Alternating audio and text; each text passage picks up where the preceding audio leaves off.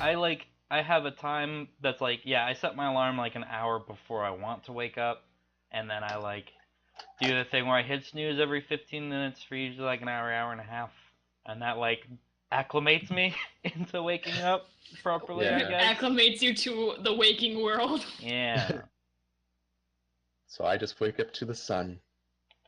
That's actually something that is a good way to wake up, is just to have like the sun coming into your room. Yeah. That wakes me up. It seems to be working. It's like if the sun is up, I cannot be asleep because it's too Yeah. bright in my room. I have to have like actual darkness to sleep. Yes. So the sun is my worst nemesis. I woke up at 8, I think, every day for like 5 days straight because I didn't have any curtains of any kind. I have like makeshift curtains right now using our blanket sheet. And it would just wake me up every morning and I'm just like, I only got 6 hours to sleep. No! Go to bed earlier, you silly goose. It's hard. It's not that hard, I say, as I've like become an old lady. Oh yeah, I've slowly wrenched my sleep schedule into like semi-normal. Like I haven't stayed up past like 1:30, 2 o'clock in like a while. Yeah, I usually I'm like, man, I stayed up so late today. I look at the clock. It's midnight. I'm like, I'm old. I'm an old lady. It's good though. This is where you want to be. Yeah. I just feel more alive at night. I just want to like do all the things at night. Yeah, I get that, especially when I Yeah. was living at my house in Arizona with my parents. I just was like, nobody else is awake, so I can be myself. It is real nice to do things when the sun is up. True. If you want to be with the daywalkers, that is. But hey, this isn't a podcast about sleeping habits. Hey, this is a podcast about... This is a podcast about webcomics. Welcome to Speech Bubbles, a webcomic podcast where we accidentally spend 2.5 minutes talking about how we wake up in the morning. You hit record! I'm Brent, and I do the Webcomic Paradise. I do the webcomic backlash. And I'm Jeff, and I do the webcomic Firearm with a Y. And the secret to good podcasting is not telling your co-host when you hit the record button. So that we talk about sleeping for too long. Is good audio. Maybe. And this week we're talking about world building, which is a fancy word for like developing the setting of your comic or story. If you're not doing a comic, why are you This here? is about comics. This is about comics. It's about free comics on the internet. If you want to know how to make your setting for your free comic on the internet, you come to the right audio medium. Usually we kind of like talk a little bit about our individual experiences with the thing, but you guys sent in a whole bunch of meaty questions and opinions and thoughts on world building, and we really want to like dive into them, so we're just gonna do that. Starting with from @GayAsKimchi, what are some ways you guys have done world building? How did you go about doing it? Was it research, just a mishmash of whatever you liked? Sometimes you can get carried away and think of things that will never show up in your story. At what point should you stop? Is there any world planning involved before you guys started your stories, i.e. your webcomics, or did you guys wing it as you went? All good questions. Lot of parts to this one. Let's start with the first one then. What are some ways you guys have done your world building? Poorly. Man. Yeah. So that's kind of the old Achilles heel of being a real character-based author, is that your world details fill in really slowly, if at all. That's like when it's like my world building process kind of changes depending on what point I am in the story process. Usually if I have like the plot and the characters, the world building will come, like the important world building, like what's the government like? Is there different countries? What's their economic system like? How do people make money? Like that stuff comes maybe Yeah. Maybe. Like, I don't think about all of my stuff. It's like I world build to the point where I'm like, okay, I know how all their magic bullcrap powers work. I know how the like gangs work. And that's it. I guess I kind of do a bit of like world building to the point, and then like if I just happen to think of stuff, then I just start writing it down because I do kind of want my world to feel more realized, at least a little bit more real. Mm-hmm. But I definitely focus mostly on what's going to be important for the story and the characters, especially since I think we all kind of deal with like superpowers of some kind to an extent.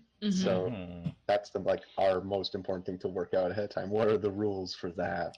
Yeah, especially because like, you know, since it's like we have our own like magic superpower kind of systems for each of our stories, and like that's like probably the most unique thing to your world.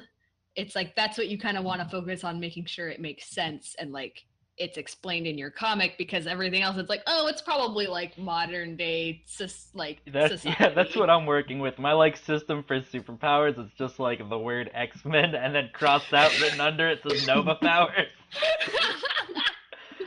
Definitely. This is like my official announcement. I'm never telling anyone where Nova powers came from. It's some X-Men bullshit. There you go.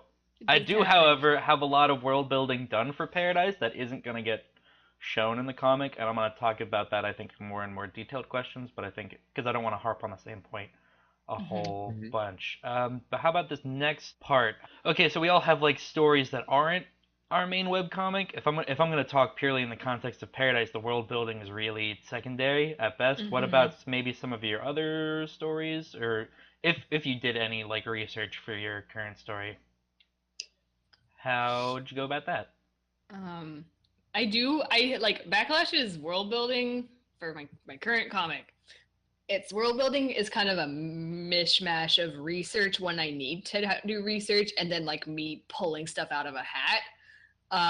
The best way to describe it is space magic. I was gonna say, because you got space rules. Yeah, I have like actual space rules. It deals with like planets and celestial bodies and stuff, and like they have real rules that I, you know, kind of I've done research on and like have an understanding of how it works.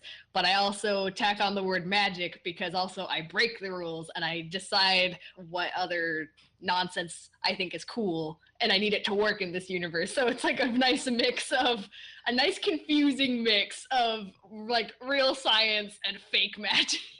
Yeah, magic stuff is a really kind of useful tool when world building, because your audience can only work with the rules you present them. That's why like magic systems are different from series to series, because how magic works is different because it's not fucking real.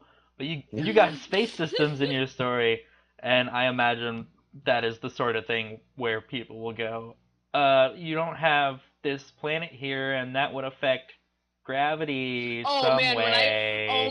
When I freaking put out that map of what the solar system looks like, everyone's like, if Jupiter's not there, and I'm like, I know what would happen if Jupiter didn't exist in our. Listen, I know it's magic.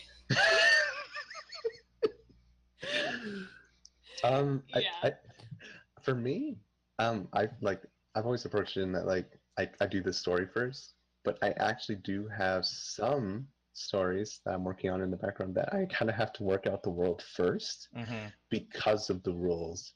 Like one example I can give, because I've kind of, I guess, talked about it a little bit on Twitter, is my modern bard story.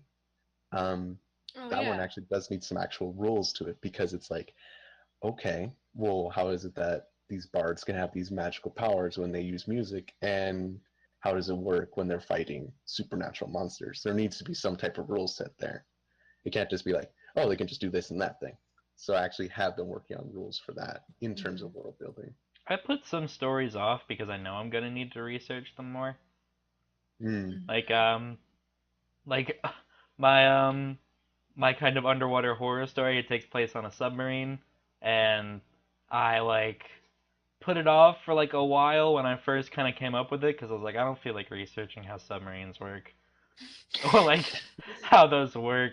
I have some of mine aren't necessarily like researched per se, but are like informed by a whole bunch of different things. Mm. Like my one, I have a like a post-apocalyptic idea that's got like angels and demons and stuff, and it's informed by like my knowledge of uh church shit, and also like other stories I like that use church shit. Dogma is the main one that comes to mind. Is a Kevin Smith movie that I really really liked as a kid. So like that in that way, maybe not like researched, like hard researched, but definitely informed by other types of media. That's usually how a lot of my like world building story ideas come, actually, is like reading something or watching something and being like, I'm stealing that. Yeah, no. Like it's not even like that's kind of like when I sit down to do research, like if I'm researching something, researching quotation marks, it's like I'm actually like sitting like reading big like scientific articles and like periodicals about like events and news and stuff. But usually that's like a very small percentage of my time that I spend on world building. Usually I'm just like, I'm gonna go watch some movies. Yeah, they did it. Yeah, or like I'm gonna go read some more comics, which is why you should consume a lot of media. You can get cool ideas. Oh man, that's like half my stuff. This part with the you can. At what point do you stop when you are doing world building and you start to get to a point where you come up with ideas that aren't even going to be shown in your comic? That's why you do more than one comic in the same setting. Yup. I have for those who don't know, my story takes place inside a system of city-states called the Paradise System, and I know what the world is like outside of that system from my personal knowledge. We're never gonna go there in the comic because it's a comic about a delinquent becoming a cop and there's drug dealers there. Like they're not. We have no reason to leave the Paradise System. So that knowledge just kind of sits idly in my brain until I fully develop the fucking spin-off for the story I haven't even finished yet. Yeah, that's like with mine too. Like Backlash is a very large story and it does take place on like the whole planet, which is a made-up planet that I added to our own solar system. My comic is so dumb. There's a made-up planet. It's called Keys, and that's where it takes place on. But I know what the world's like. I know what Earth is like in this universe, and I actually have a story that takes place at the same time as Backlash that I'm going to do in the future. That takes place on Earth, and they don't have anything to do with each other, but they exist in the same universe and they exist at the same time. But like. We're not gonna go to Earth in Backlash. We have our own freaking problems over here. So I'm like, most of my stories take place in the same like world building universe because that's easy. So I don't have to like keep re-explaining things over and over again. I mean, sometimes recognizing what just informs your writing and what needs to be explicitly said is a line I think you need to figure out. If it's something that directly affects the story of the characters, and a lot of stories get really like, especially like world savvy stories, they get really big in scale, and you have to explain more and more stuff and more like global sort of things. But like, if the world building stuff you've thought up doesn't directly affect the narrative, maybe it's not something you need to put in the story. Yeah, you don't have to like throw it away or say, "Oh, I did too much," but like maybe if your story is about a slice of life of like a dude in a coffee shop or something meeting someone else and their relationship developing, you don't need to go into detail about how their governmental system is like corrupted from the inside out and something needs to be done about it, like, because that's not relevant to this coffee shop story. Yeah. Unless all they do is talk about politics. Then yeah, sure, fine. Yeah, like, but like, it's just if it isn't like, because if you had that as like a background information, everyone reading your comic would be waiting for that to become a relevant plot point because you gave them that piece of information. And if you were never going to actually do anything with that, that would make like the rest of it seem kind of like, what was the point? Yeah. Actually, I think this is a good piece of advice. If you don't want your readers to focus on a thing that's not going to be important in the story, or you don't know if it's going to come up again, you maybe shouldn't bring it up. Like I know they will focus on that. Like I know me and not to push this question on further, but I know me and Brent talked about like gods in our universes, and like we don't really want to bring up religion. Oh yeah. Like you don't have characters say like, "Oh my God" or "Jesus Christ" in exasperation, even though that's what you would say in that situation, because that's accidental world building. That leads to like if a character says "Oh my God," like specifically in that sort of context, then that begs the question like, okay, do Abrahamic religions exist in this world? How are they practiced? So it's like easier to just sidestep that entirely. Now you can use that same sentiment though to world build, give like little nuggets of world building. Like if you said like, oh my gods, this is a world with a pantheonic something with like a council, a whole host of gods. Poly something. Shit, all the knowledge from my world religions. Polytheism. I took a world religions class in college, and I was really trying to like pull from that. I was like, it's a P word, I know it. Like my comic, people don't use like expletives at all, and when they use like where you would be saying that, it's like a nonsense space term instead. I have in my sci-fi horror comic, the main like company that all the characters work for is like the biggest kind of global force, and it's kind of replaced the function of religion. So like when people like exclaim stuff, they say like "by the company" instead of like, oh, I like that. Yeah, that's cool. Instead of like, "Oh my God." That's pretty good. All right, we should probably move on to the next question. Yeah, and we kind of just hit this. From @water_drain. How much lore is too much lore? How much is too little? How can you prevent yourself from explaining excessively about your world? Yeah, we just kind of talked about that. Sorry, water drain. Yeah, I have Corny, who does Never Satisfied, I think has like one of my favorite positions on world building, which is like, if you don't need to explain it, you don't need to. Like, they've just recently tweeted actually like none of my characters even have last names until like there's a reason to say their last name in the narrative, and then I have to come up with a last name. Like, that's me. That's me yeah. too. Like if it's not integral to the story, it doesn't have to be said. Now, I mean, there's something to be said for like a story with like a richly developed world being really nice and good, but if you feel like maybe you're putting too much like excess stuff in it, like really evaluate what's necessary to be said for the story and what isn't. Honestly, this might be like kind of off topic, but with world building, I actually really wish that I had just at the beginning of my comic been like, hi, so this is a world in which planets can be people. I wish I had just said that at the beginning, so I didn't have to slowly trickle information to people and like come off as it seeming like this was going to be just kind of a normal like Earth story with superpowers. I wish I had just like thrown that crap right down at the beginning. Like, I wish that I had just made that, like, really simple instead of, like, being cryptic.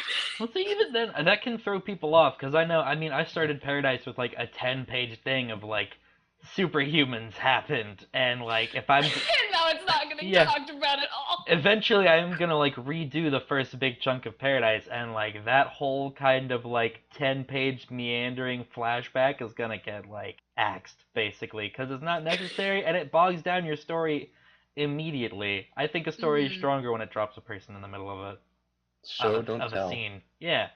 All right, fair. That's fair. It's just sometimes I'm like, it would have been so much simpler.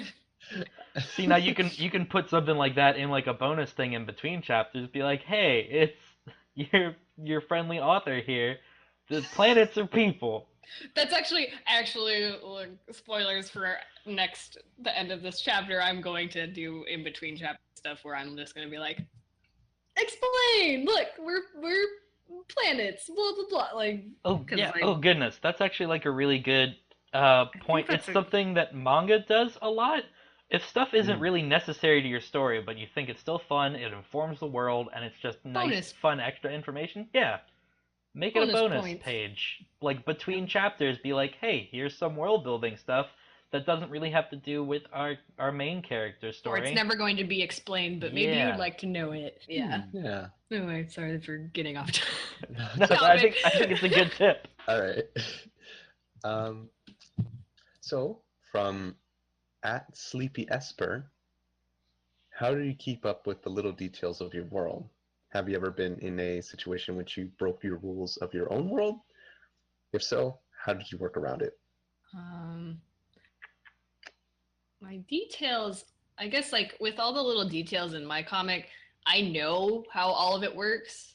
I know what like all the like intricate and intimate details of how the like different species work and like what magic works for who and stuff. The little details I actually like have a hard time keeping track of is like mindless character information. So I have a really big Google spreadsheet where it just lists everything you might want to know, all the random facts about every single one of the characters in it. That's how I keep track of my meat. Yeah, Google, just like in the last episode, Google Docs are your friend. Write things down. I don't know if I have much to say on this yet because we haven't gotten that far yet. I don't think I've broken any rules just yet. Yeah, I don't think I've broken my rules in my own world. This broken rules thing is an interesting thing in my opinion, because I think if you're going to establish rules and then break them, I think you have to establish somewhere before you break them that the rules are possible to be broken, because otherwise it feels kind of cheap. The biggest examples of like where people like broke the rules of their own story, and I think these might not have been faults of the author. I think a lot of times it might have been like an editor or like people trying to appease audiences or something. Dragon Ball Z is like a big one where it's like you can only bring back people once unless people really want this character to not be dead anymore. Toriyama, do it. Toriyama, take them to another planet so they can do it as many times as they want. I've been watching a garbage show called Once Upon a Time. And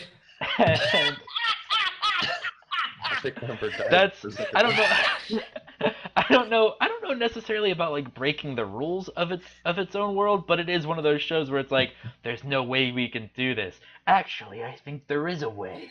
Like Rumpelstiltskin, save us! He's like, all right, here's your solution. Here's a magic item that's never been mentioned before, but I was saving for a rainy day to literally fucking haul your asses out of this situation. Oh, every time, single time. I think it's like you're gonna find like people breaking the rules of their own world building when they're like particularly under like editor and audience like they're affected by like other people aside from them controlling their own story, or it's just like not good writing. If you're gonna like finger quotes break the rules of the world, I think you have to establish that the rules can be broken.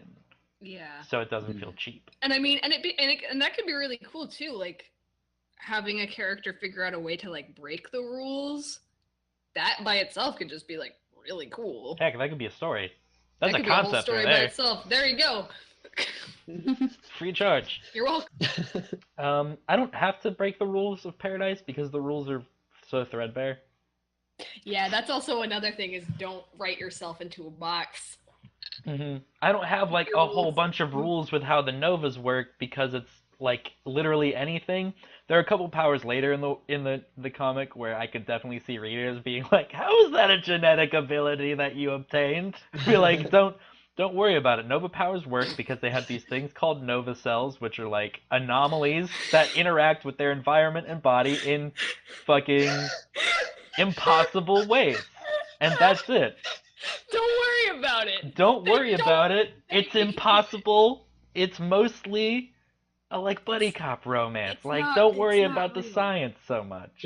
I feel like once you start explaining something, then you kind of gotten trapped in there. Because it's like people then expect you to be like, oh, this is how the rest of everything works. Oh, and people will latch onto it too. Yeah. I get that. I have that happen to me. I feel like if you accidentally break the rules of your world and you want to work around it, don't admit that you broke the rules of your world and make it work. Fake it till you make it. Like, just write it until it makes sense. Just be like, don't worry about it. I'm the author. I know how this needs to go. I'm your guiding hand. Just own it. Just own your mistakes. Just pretend it was on purpose. That's like the best advice you can make for that you can apply that to just webcomics in general. Yeah, just pretend it was like everything is on purpose. Don't second guess yourself. Yeah. It's the old like if you don't tell anybody what's wrong, the audience has no idea. Yep. From Alice's BrainPad, how do you feel about world building details being given outside of the story, i.g. info pages explaining the magic system or races you made up? I like them. Yeah. They're good. Really good example of a webcomic that does this. Stand still, stay silent. Yeah.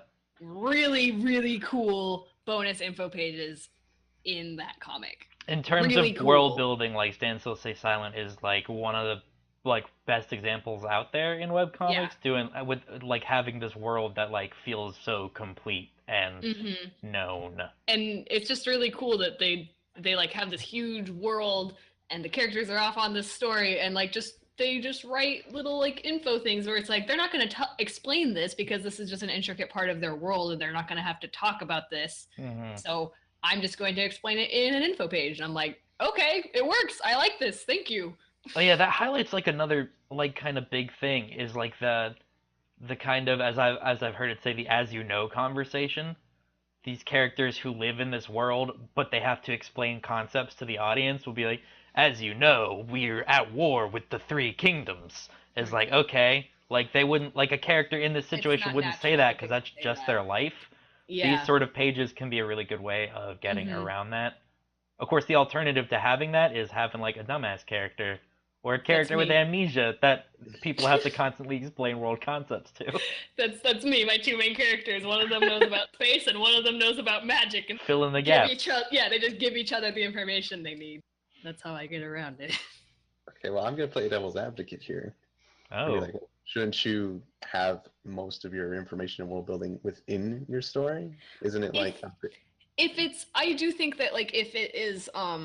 It's like we said before, like, if it's a necessary, like, plot point for your world building, yeah, it should probably be, like, stated or, like, explained or shown in your comic, and you shouldn't have to read bonus pages. Like, you shouldn't have to read a Wikipedia article to understand what's going on in a story. Yeah, that's the other thing. If it's like there's a difference between like a bonus page or like a couple of bonus pages in between chapters and like you writing down a whole like world building plot point in a Tumblr post that like half your readers might not even see because they don't follow you on social media or something. I think if it's like in the physical comic, yeah. Yeah. But not in the story. It's just like an in-between chapters thing. I think that's all right. I've just heard complaints about things like that in like other media. Like just to bring it up real quick as an example, and I don't think any of you guys have played this. Destiny was known for doing that, the video game. I played it for a little bit. They had an entire like I think it was either an app, but mostly a website where they had like lore for like everything. That's because they couldn't put it in the game, and I think that's mostly due to whatever constraints and pressure they had at the time, and there was a big story change, so a lot of stuff was just scrapped, and it was very bare bones. So then if you wanted to find out any like information about like, oh, like what are these aliens about, like what's their backstory, like what's their culture, and what do these items do, you'd have to go to the website. Yeah, well, so like that's like unfortunate. But then, like, that immediately made me think of, like, how BioWare games, like, think of info pages, like how BioWare does their codex entries. Well, see, that works because that's in the game. Because it's exactly. So, like, with your info pages, they're on your comic. They're there in between chapters. You read them as you're reading through the comic. So, like, it's there and you can read it. It's not hidden. They would be either on your website or on your Tapastic or something. They wouldn't be floating off in the ether. It wouldn't be like... Oh, well, yeah, they word of God confirmed that this character is blah, blah, blah on this Tumblr post like 5 years ago. Like, I don't think that's something I never want to do. I never want to do world building through asks or Twitter responses. That's not fair. And I'd rather have it be confirmed in the comics. So I would save those kind of questions and like reveals for bonus info pages or a future conversation between characters or something. Yeah. So if you want to take anything away from this, don't be a Destiny, be a BioWare. Yeah, be a BioWare, don't be a Destiny. Which is like saying don't be a game developer. Oh, that's a bad example. I mean, don't be a Destiny, be a Dragon Age. There you go. Thank you, Ember. All right, next question from @HollowSheDevil. How do I stop making side characters and getting attached to them? Oh, man, that's relatable. Oh man, That's a relatable question you got there. Resulting in accidentally making the story and world bigger. I'm dying. This probably isn't a good way to work, but I just keep playing over important scenes I want to do until I permanently remember them. That last bit is like how I remembered Paradise until I started putting it down in Google Docs. I literally just like reimagined scenes over and over and over and over again until they were like essentially memorized. This side character's point though is like a tough one. I know me and Amber both have like 35 plus cast members total in our comics. I'm gonna tell you right now, from my experience, because I've had to cut a lot. Yeah, you're gonna get attached. You're gonna have to like detach yourself from them, at least in the terms of the story that you're writing. I would say the best thing to think about is what's important to the story. Is it important to focus on these characters? Are they essential? Or are they just side content? Because if they're side content, I don't see why you can't just make a spin-off comic someday. Or if you have time to put in like one chapter that just has this character for like just the moment, then yeah, all right, as in the background maybe.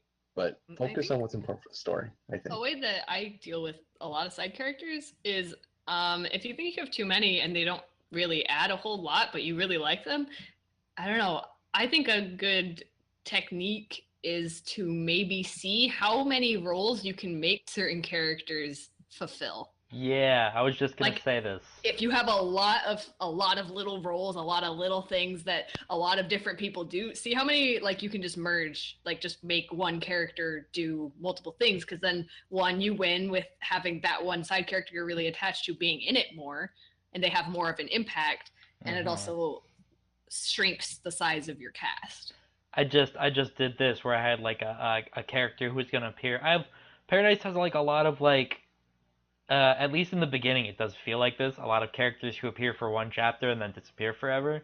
And some of those characters who are like one-off like one like anime guest episode characters, I've kind of been taking some of them and like figuring out if they get a second appearance or like kind of if they haven't shown up yet, combining them into like other characters' roles and stuff, which simultaneously like makes that character more prominent and like more likely to not just feel like another character for your audience to remember. But I mean, I get the appeal of that. Like all my favorite shit has like so many characters.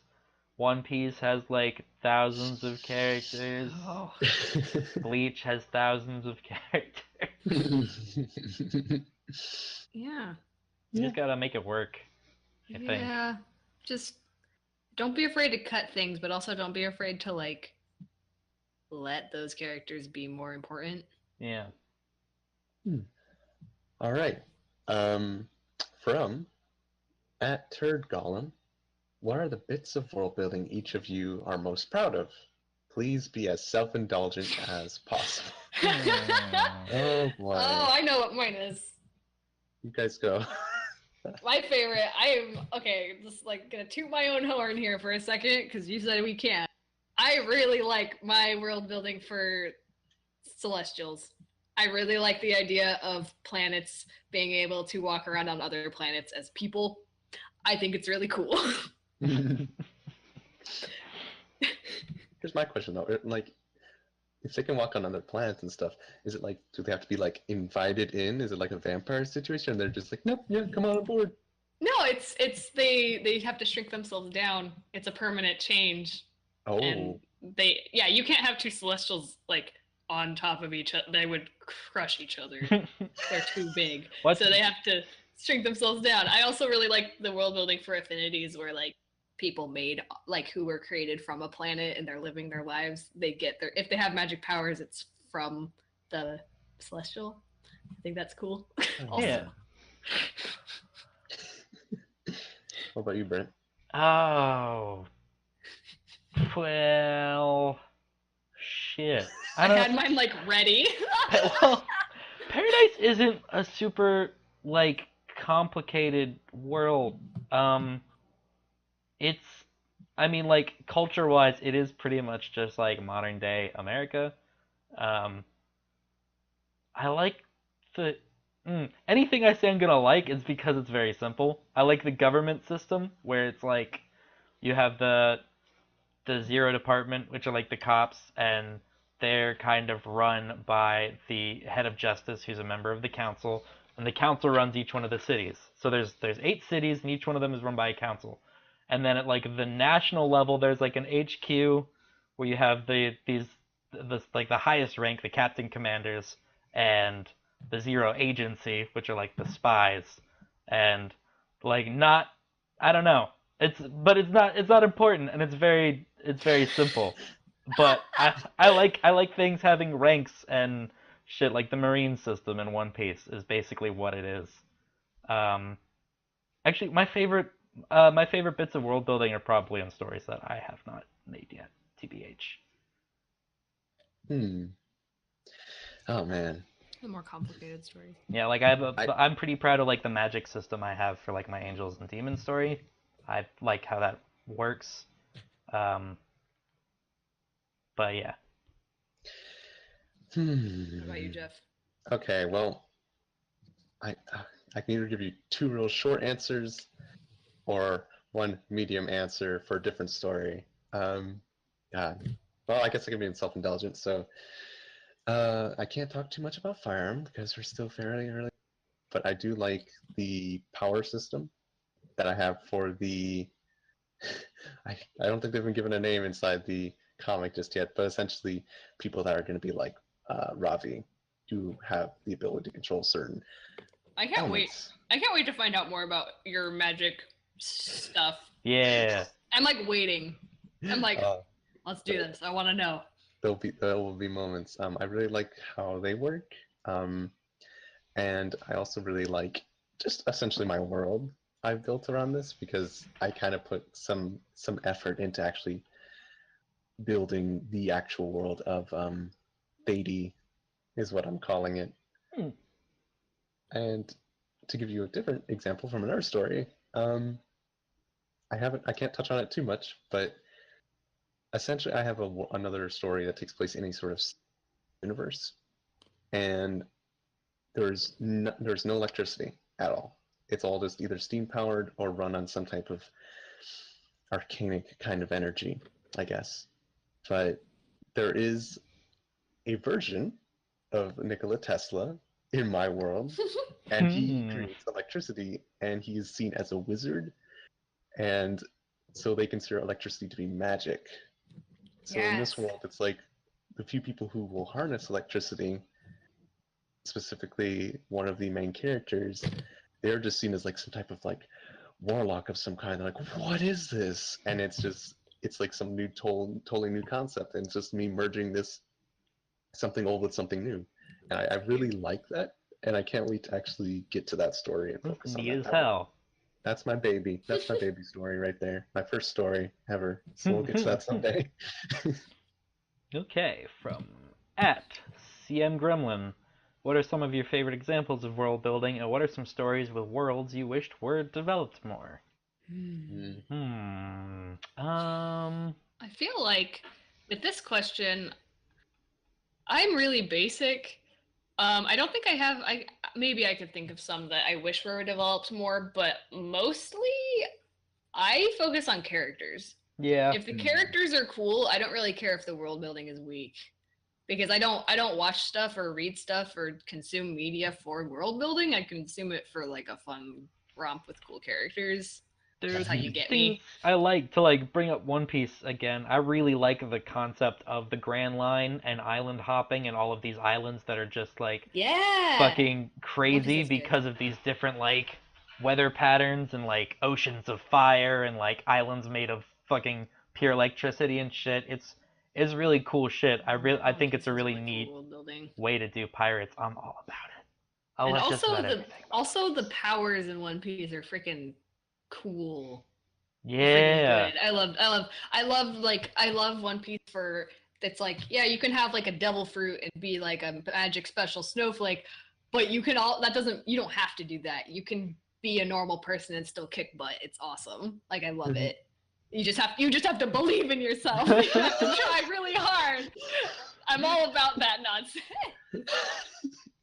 One Piece also has that excellent payoff where it's like you can eat the devil fruit and get like a magic superpower, but also you can't swim. And this is a world where it's like pretty pirate based. It's all water. It's pretty much all water.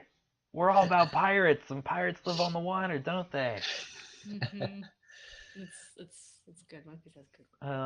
I if I had to pick up on one of my favorite examples of world building, and this is purely just because I'm super into like the post-apocalyptic kind of setting. Mm-hmm. I'm super into Fallout's world building and what it takes from what was like I think it was like the 50s kind of era, and then pushing that past into like the 2070s, and then it's just retaining that for like so long, and then that's all you see in the apocalypse like 200 years later. And it's interesting to kind of see like, here's some old world feel with some new world tech. Like, it's got some like really retro future tech, and I'm a big fan of retro tech. Fallout's like feel is really cool. I haven't like played Fallout, but like just what it looks like and what it feels like is pretty sweet. Yeah, it's like an apocalypse I would actually want to explore. I love me. Mwah. I love freaking Mass Effect. Buddy. Buddy. Good old Mass Effect. Freaking give me that space nonsense. I'm all about that world building. I haven't played Andromeda yet, but I freaking love Mass Effect. Yeah, me too. I like when I first played Mass Effect, the trilogy, I literally read every single codex entry. Oh my god.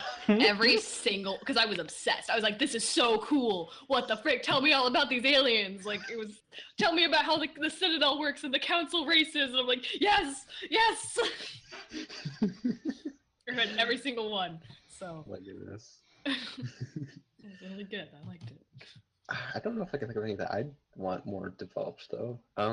Anything I could say that I would want more world building out of is typically because the story presented these things as plot points and then didn't explain them. They didn't chase it, or yeah. I haven't seen John Wick Chapter 2.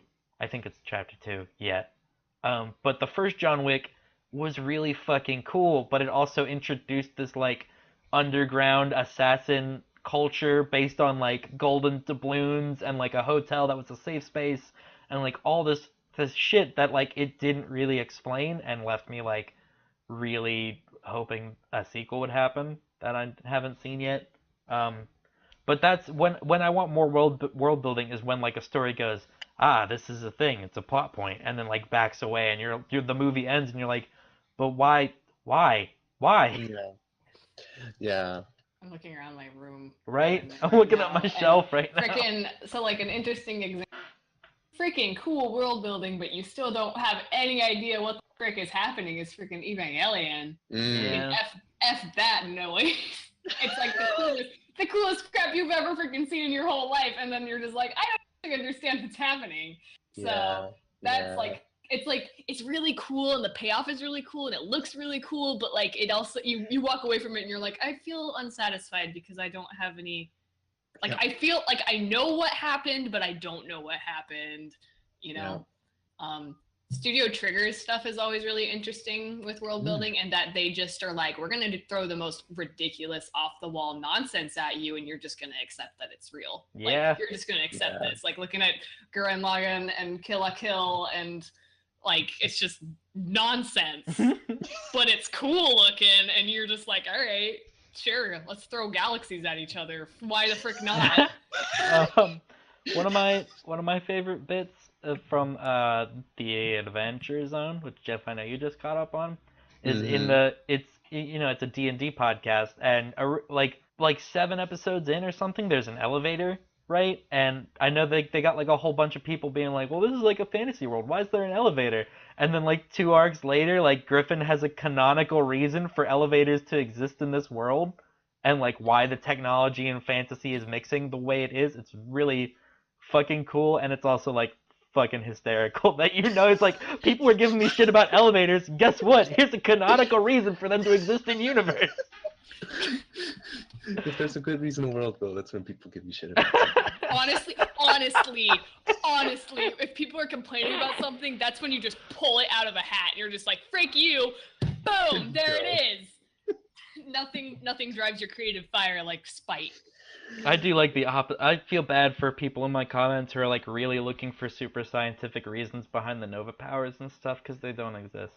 You're just sitting there, you're like, keep looking, buddy. Like, I can't give you anything. I'm sorry. There's nothing here. Come up with your own reasons if you must. Just enjoy the comic, man. Have fun. Have fun. Have fun. I really like the world building and Castle in the Sky. That's like my favorite movie, though. So. That was a good one, yeah. I've not seen it. I haven't seen a lot of Miyazaki movies. I've seen Mononoke. Let's have a movie marathon! Oh my gosh! I'm gonna get Rabbit open. Oh my gosh! Friggin'! I've seen Mononoke, Cat Returns, and Spirited Away, and I think that actually might be it. Well, oh no, I've seen Ponyo. Actually, Ponyo was and Howl's Moving Castle. Okay, so I've seen some Miyazaki movies. Ponyo was actually like weirdly responsible for like my story Anagenesis turning from a regular like sci-fi story to like a horror story. Okay. A lot of the original initial imagery for the horror elements were based off those like fucking water blobs with eyes. That happened. Yeah. Because they looked so fucking cool. Man, Ponyo looked really cool. I thought Ponyo was like boring as hell, but like there was a lot of good fucking imagery in there. Mm-hmm. Man, Miyazaki's worlds are always like really delicately done. I think. Yeah, he's really good at like the balance of telling you what you need to know, but mostly just kind of like visually showing you that this is the kind of world you're in. Yeah. Yeah. Like you get a real sense of it. Mm-hmm. Like they don't ever explain, this is why we have really cool airships, and that's the extent of our cool technology. Like they don't. Yeah, he doesn't beat you over the head with like. Yeah, I was just gonna say Nausicaa is like. That's my favorite one. Nausicaa's so good. Yeah, and like Mononoke too. Like very, very. You know as much as you need to know. He doesn't beat you over the head with rules and you don't. Yeah, and you don't want to know more because you're satisfied. Yeah. Good job, Miyazaki. Thanks. From @kittenbutt, ways to not get overwhelmed with big stories? ? Organizing and continuity. Write everything down. Yeah. Google Docs are your friend. Just Google Docs, spreadsheets, keep track of everything, write down everything. If you're not a big typer, keep a journal. If you want to don't keep it all in your head. If you want to keep it organized, make multiple docs for different things. Like multiple scene folders. Ideas, resource like history notes, culture notes, things like that. Get yourself a Harriet the Spy composition notebook. Write your rules down in that. Yeah, just write it down. Yeah. I don't think there's any other advice you can give for that. If you're really overwhelmed with like the scale of it, and not so much like keeping track of it, like figure out places to cut it down. Figuring out like where you're gonna start and where you end to would probably help you not be so overwhelmed, because like knowing where the ending is like, well, no matter how long I'm working on this, it's gonna end there. Mm-hmm. There's an end in sight, you know. From @slabmangrave, how do you find a balance between creating minute details that world building requires while making sure important elements like story and character remain in the forefront? Work on your story and character first, and then world build in the background, I guess. Yeah, just like keep an eye on how much you're like monologuing. Yeah, when you get to the bits that are like explaining world building, like if you feel like the story is like suddenly a screeching halt, that might be time to be like, how can I make this less of an explanation and more of like explain through conversation? Yeah, like think about how the characters would talk about this. Like, do they already know about it? Is this something that they have like that they're explaining to someone else who has no idea, or like can you get away with just like giving passing details and not having to go into the whole history of it? Yeah, is it like have you written like an as you know moment? Mm. Also showing, not telling. Yeah. Showing things like you don't have to have somebody say, "Oh, this world is a mix of steam power and electric," like whatever. Like you don't have to say that. You can just show it. You know. Yeah. Show it in the backgrounds and in how people move, like look and what they're wearing, and you know. And I guess, and like I remember brought up before, if you want to like share some more information, you can make those bonus pages in your comic. Yeah. Bonus pages. For the information that they won't talk about, and it doesn't really influence the plot at all, but it'd be cool to know. Yeah. Mm-hmm. Don't worry, there'll be a quiz at the end of each chapter. Were you paying attention? Did you find the kite and the hat? They were hidden pretty well. Also, did you find Waldo?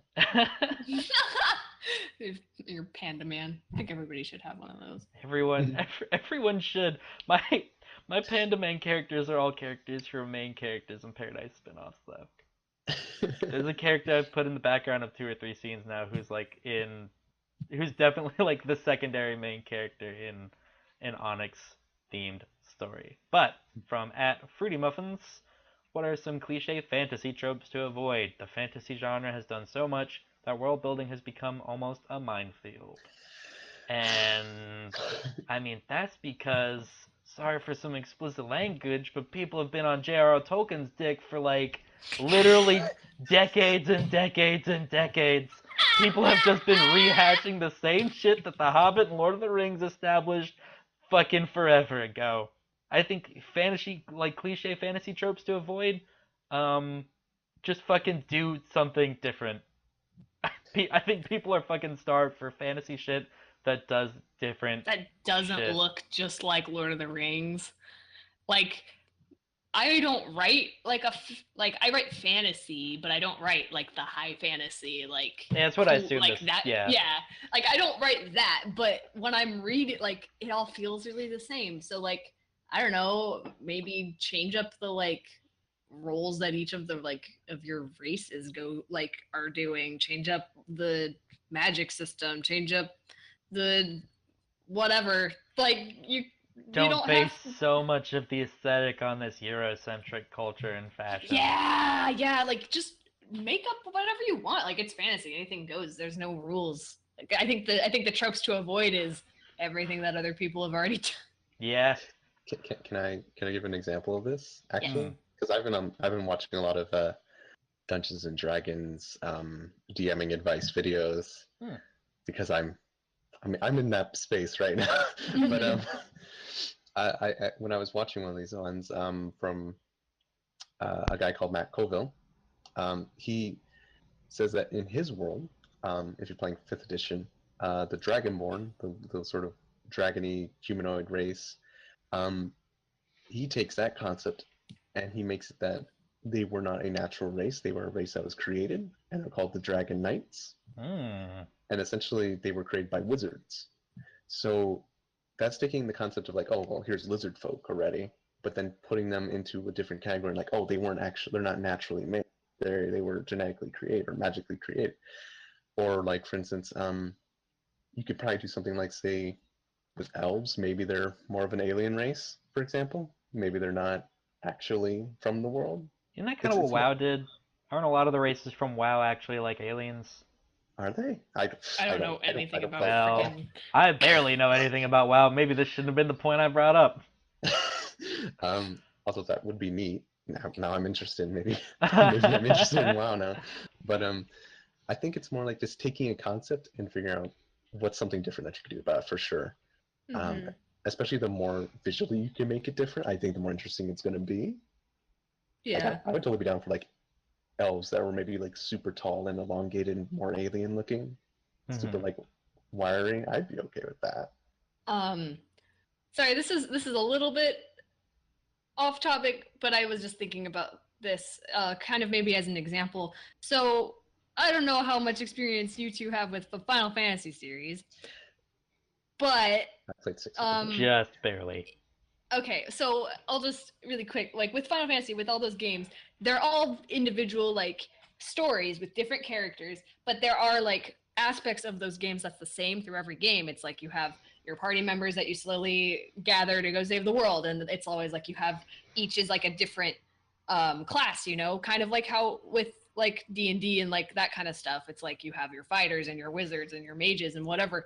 But what's cool with the Final Fantasy is that you like the characters are always different. They're always very different. Like so it's like they're not focusing on like, okay, but all of our dwarves have to be like this. All of our elves have to be like this. It's we have to come up with a white mage for this one. They have to make them look however you want. Like they don't force. They're a big old clown frog. Yeah, right? Yeah, Brett, you were playing 9. Listen, I played maybe like 3 hours of 9. Man, the character design in that was fucking excellent. People just having like Queen is actually a blue animal mage, shit. Wait, no, I thought Vivi was a black mage. Vivi's a black mage.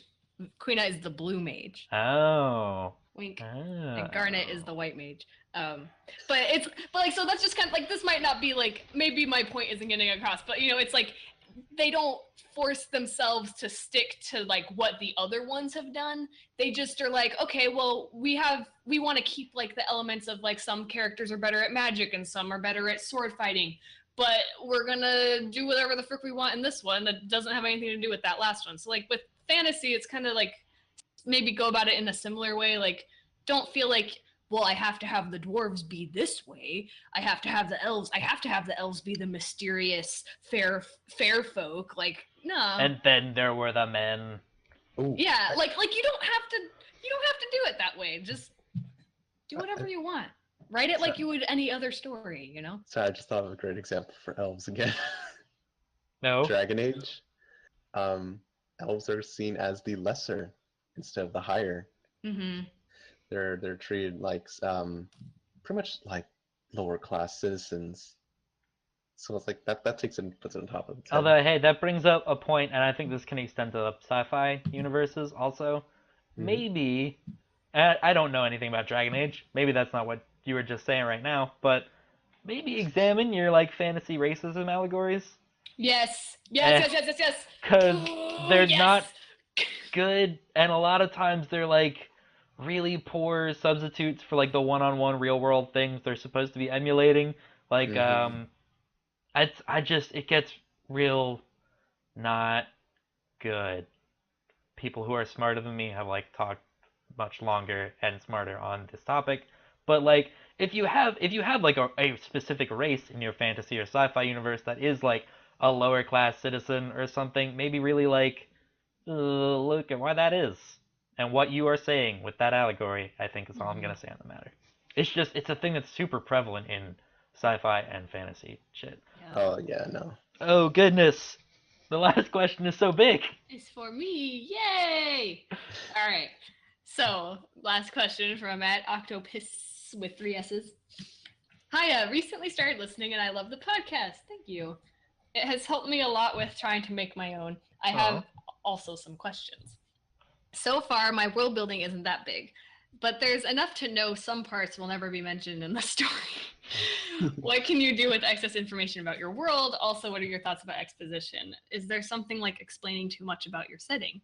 Also, do you like working with really big, precise guides about your world, or do you rather work with scribbling things here and there? Also, when it comes to leaving things open for speculation, could you also leave it open for yourself as a writer? Also, to the second powered, what are your favorite parts of world building and your least? Character abilities, the settings, origins, politics, and economy? All right. Well, I think for we the can first like part, yeah. we covered that. You can do bonus info pages. Yeah, I think Yay! that's been everybody's big thing. I think on world building is like what's too much, what's too little, how much do I put in the thing. If you have extra information, just put it in the side thing. All right, how about this real big precise guides bit? I don't really do big precise guides. I kind of I like leaving things open so that I don't put myself in a Yeah. corner. I think they can be fun as a writer. I don't usually work with them. As a reader, I eat that shit up. I think that because I think they're fun. It's fun to be like the big guidebook of blank for a series I really like and getting all this extra minutia that has nothing to do with the story. But also, I mean, I might not be like information I'm starved for either if the story like covers things well enough, but it's just like really fun.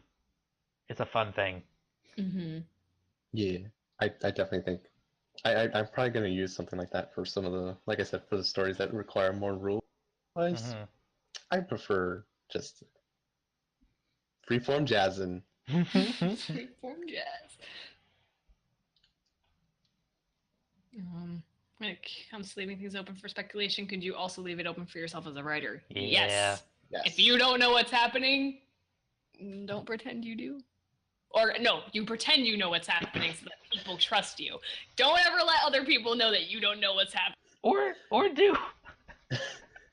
Up to you. You're the master of your own destiny. True. I just Um, personally am like, you I said- don't want people to second guess me. My favorite example is Corny, who does Never Satisfied, who's just been like, I don't even know what the city's called. And I never will. It's Whateversville for all we know. What's your This- favorite parts of world building? Yeah, this last part, the setting's origin is never really, I don't know. It's The Big yeah, Bang. especially if it's something that's so far removed from like me as a modern day American, from like modern day America type world. Like, I don't care how it got that way. Well, that's not true. I care if I got that way if it's like it used to be normal modern day America and now it's not because of the apocalypse or something. Like a lot, and this especially in like post-apocalyptic settings. Like I don't necessarily need to know what the big apocalypse was. My first thought when you were saying that is Dr. Stone. Yeah. I'm sorry, I don't care about what the f is happening in this. Why did everybody turn to stone for millions of years? Like, you need to tell that to me right now. Have you actually been reading it, or did we like I since we think talked I'm- about it like a week or two ago? I've been reading it. I've kind of given up though, because I'm like, That's I fair. don't care. I don't care about this boy who loves girl and the girl that's definitely the girl character, and like, I don't care. It's progressing really fast. I'm wondering if it's going to be like an ongoing series or it's just going to be like a 10-chapter thing. Like they're 6 chapters in, and these boys who just woke up in like a world with no humans are like, we got to make guns. Like, Okay. all right. Okay. Yeah. Anyway, that just like that world building, I'm like, You want to know why I fucking need to know everybody turned why to stone. everybody turned to stone. Like, my favorite parts of world building are definitely the characters. Yeah. Character backstory and how that relates to everything else. I am a character-driven writer. Character power systems are here or there for me, I think. If it's necessary and fun for the story, they could be really cool. Sometimes it's just enough that the characters have them. Mm-hmm. They have cool powers. Sometimes it's just X-Men. Sometimes it's just X-Men, man. I have a weird relationship with like the politics and economy. Like I'm kind of working out politics and the economy in the background for like some of my stories. Like for instance, I introduced a different type of currency in Firearm subtly. I don't know if anyone's picked up on it yet. I noticed that. Oh, thank you. You're welcome, I Chef. I I'm put a reading. lot of work into that. But like, see, I have a love-hate relationship with it because it's like, man, it'd be really neat to like make a cool like little political landscape in the background somewhere. But at the same time, it's like it's a lot of work. Yeah, it really And I depends don't- on the type of story you're telling. That too, like, and I think mostly just come down because I'm not used to writing that. I bet if I was used to it, then I'd be like, oh, yeah, doing that. But for now, I'm just like, Game of Thrones is one I think of when it comes to like politics because there's a lot of politics in that story. There's all these families, they have all this prehistory and all these like different interlocking relationships with each other as well as like alliances and stuff. That's like a story I think of with a lot of like, well, at least in parts like political intrigue a little bit. Mm-hmm. But I don't think you need to like totally hammer out political systems and stuff. Yeah. I mean, a good example of another good example of that would probably be One Piece, where they are like, this is how the world government works, and you're like, that's okay. I'm gonna delete this, man. You guys. But they also allow it to like every single island has their own political system. Yeah. And you don't talk about it unless it's relevant to the plot. And then you have the world government. It's kind of like a really, really powerful UN. Yeah, and they have all their like secret services and like the admirals and the marines and being like the military part of it. Lords. My favorite part of the comic. Man, it's goodness. such a shame what happened to the Seven Warlords over the course of the thing, because that's like my absolute favorite fucking concept in the whole fucking series. Yeah. But yeah, One Piece is really cool world building, and and it comes slowly over the course of the comic. Yeah, like, and there's always they're still doing world building. Yeah, but there's always payoff. Mm-hmm. At some point, Oda has rarely left anything hanging. Man, One Piece handles a lot of things that aren't female characters or moms good. Yeah.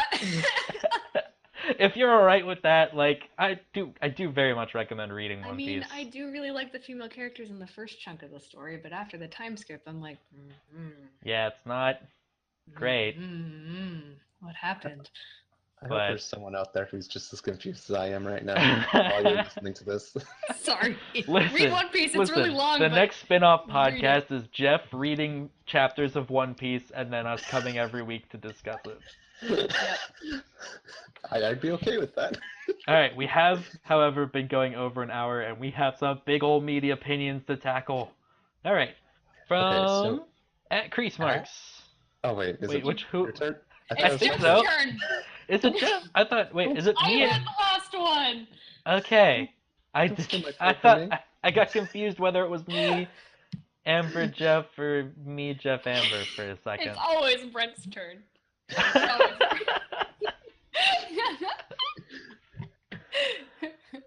That's okay, buddy. You can read the next really big one. So, from at Crease Marks, all your comics seem to be set in an alternate fantasy universe. Is there any reason you prefer this over good old modern day Earth? World building a lot of extra work, so just to use the pre-established material, but terrible reality. I have like the alternate view of this question, which is like, it's a lot easier to make things from my own imagination, whether to do like a whole bunch of research on our own modern world. Yeah. I mean, I have modern day Earth in my comic, actually. Like, modern day Earth exists in Backlash. It's just not the planet we're currently on. And modern day Earth has the same kind of magic Vulcan on as in Backlash. So it's not even like our normal ho-hum modern. And the reason I do that is because it's more fun if it's not real. Yeah. And you can do whatever you want. Like, the sky's the limit. I'm mostly trying to save myself from a whole bunch of research. Paradise is kind of like a MCU modern America, where it's like, it's still pretty modern, but like also there's like really goofy things technology-wise, like holograms for no reason and superpowers and stuff. Yeah. I have a modern day kind of world in like my Bard story. I mean, it's just alternate, kind of like Paradise, I guess. Mm-hmm. But the reason I like writing stories that take place in fantastical worlds is because I want to go visit a fantastical. I live in my everyday life in the real world all the time, 100%. Yeah. I'm always here. So as much as I like real world stories too, I want to be able to write some fantastical ones. I'm like a major escapist, so all of my stories are I'm trying to think of like any of my stories are set in just a regular ass America modern. I don't think they are. All of mine have at least something weird and wacky and magical about it. And not that it's wrong to have any like story in the modern day world. You can totally do that. That is It's just our 100% own okay. personal preferences. All right. From @GayAsKimchi. I have some thoughts on world building, and in parentheses, if you know me, I won't ever shut up about it. I Me believe too. there are two types of world building: expansive world building and detailed world building. Expansive world building usually involves large scale and some form of pre-established history. And then there's detailed world building, which usually involves pockets of culture and backstories in a larger setting and tend to be more focused on specific characters and their external motivations for moving a plot forward. You'll usually find some form of both in all media, and sometimes they become integral to a plot or just stick around for background context. But the coolest world building I've ever seen is when a world/setting almost becomes like a character in themselves and really gives a feeling of the bigger picture. A good breakdown. Yeah, I don't know if I have anything to say on that. That's just a really concise, nice way agree. to explain different types of world building. All right, next thought from @IkeTheNinja14. The best part about world building is that you can take concepts that are public domain and do your own. You want vampires to work this way? Then go for it. It's your world. I agree! This Yes. reminds me of like one of my favorite quotes of all time. It's by like filmmaker Max Landis, who himself is kind of a controversial kind of guy, depending on what your opinions on him are. But I think his film like or video, I think it's Wrestling Isn't Wrestling. He has like this sort of bit where he's like, one day I was like talking to my dad. It was talking about, or no, all right, hold on, I'm getting the anecdote all mixed up. I know what you're talking about. Yeah, because I think I've probably said this to you guys before at some point. But his dad is like, okay, how do you kill a vampire? And Max is like, okay, stake through the heart, sun or sunlight or something else. And he's like, you can kill a vampire like any way you want to because they don't exist. Yep. There are no rules. And some people take a little umbrage. I know I've had conversation with friends who are like, no, sunlight has to work at least. It's like, no, but vampires aren't real. But vampires aren't real, so it's whatever. It's whatever you want. Yep. And that's like the rule for anything, really. I like that quote. That's a good quote. Kind of beefed the delivery, but whatever. Oh, we knew what you meant.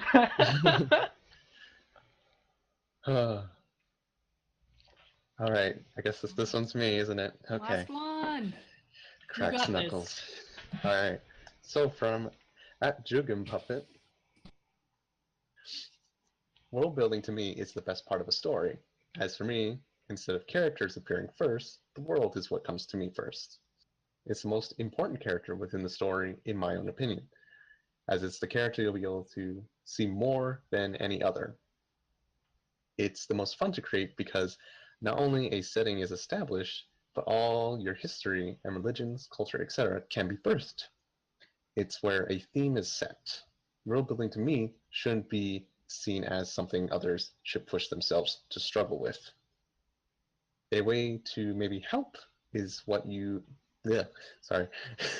A way to maybe help is what would your character's everyday planner look like. Not in a sense of what are they doing every minute of the day, but like Brent said in the previous episode, try role-playing with yourself. It helps create character and world building.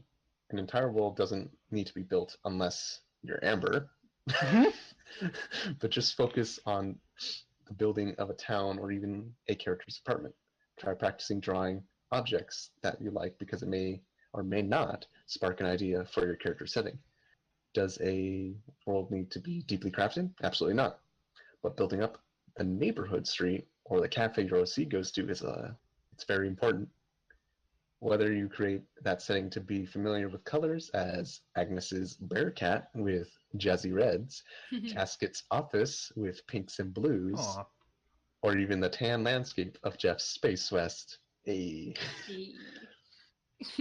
the little hints of these outcasted characters.